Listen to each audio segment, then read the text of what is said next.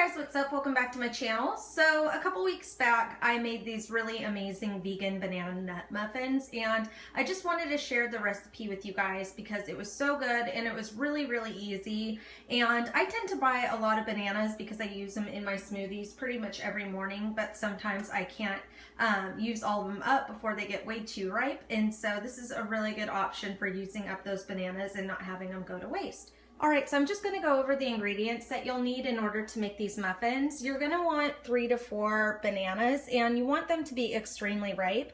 As you can see, my bananas are almost completely black, and you want them to be this ripe because when they get to this stage, they get really sweet and they get really soft, and that wonderful banana flavor that you taste in banana bread really comes out when they're this ripe. So make sure they're extremely ripe and almost blackened, and then you're going to want just a couple pinches of salt, like literally just a couple of shakes.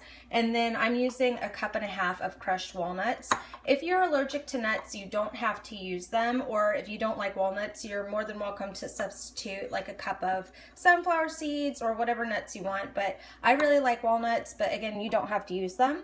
And then you're going to want about a teaspoon of ground cinnamon, 1/2 cup of brown sugar, and then 1/2 cup of whatever oil you want to use. I'm using coconut oil, but you can also use canola oil if you want. And then I have some cloves and some nutmeg, and I'm just going to use just a couple of pinches of each one in this recipe. And then you want 1 teaspoon of vanilla extract. This one is Madagascar organic vanilla extract. And then on the top of these muffins, I'm just going to put a little bit of this raw cane sugar. And this just adds like a really nice kind of caramelized glaze to the outside of them. You don't have to do this step, but it really adds a lot to these muffins. So I suggest it, but again, if you don't have the sugar, you don't need to use it. And then over here, I have a 1.5 cups of flour. And then you're going to want 1/2 teaspoon of baking soda, and then 1.5 teaspoons of baking powder. And I'll have all of the measurements down in the description box just to make sure that you guys get the measurements completely right. But baking soda and baking powder are different, and so you just want to make sure that you get the measurements correctly on this. Alright, so the first step to making these muffins is you want to peel all of your bananas and put them into a bowl, and you're going to mash them up with the 1/2 cup of brown sugar. I'm going to use my hands to do this, but you can use a fork. I just think that using your hands goes a lot quicker, and so if you're not afraid to get your hands dirty, I would suggest doing it that way. Alright, so my bananas and my sugar are all mashed up together, and it's okay if there's some clumps.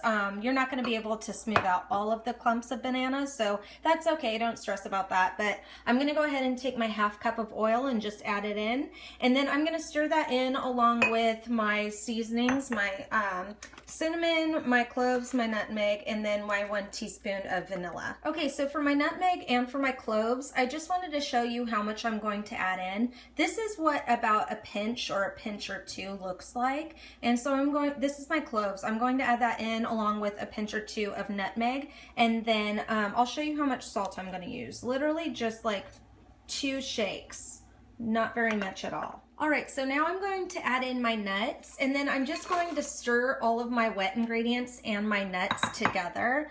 I want this to be well mixed before I add my dry ingredients, because once I add my dry ingredients, I just want to gently fold all of it together because you really don't want to over mix it. So I just want to make sure that all of my wet ingredients are well mixed before I gently fold my dry ingredients into it. Alright, so I just put my nuts into my wet ingredients and mixed it all together, and now I'm just going to take my baking soda and my baking powder and add that in, and then I'm going to slowly add in my flour and just start folding it in. So I'll put in about, I would say about 1/4 of my flour, and then I'm just going to very gently kind of toss it together like that, and then I'll add just a little bit more.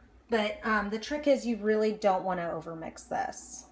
Okay guys, so my ingredients are all mixed up, and now I'm just going to put them into my muffin tin, and I lined each one of these cups with these little paper covers, and I'm just going to spoon my mixture into each one of these cups about 2/3 of the way full. See, I just did one just to show you about how full you want them, and then I'm going to top them all off with this organic raw sugar. Okay, so I've spooned all of my mixture into my little muffin cups, and then I'm going to take my raw sugar and just sprinkle a little bit over the top of it. That way when it bakes, it gets kind of crunchy and caramelized over the top. And the reason why I'm using raw sugar is because if you can see in there, the sugar granules are a lot larger, and so they just have a really great texture to them. But I'm sure that if you want to use regular white sugar, it'll be just fine.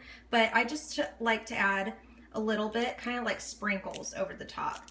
Like, that should be enough, just to give it like a little bit of a crispy caramely edge to it while it bakes.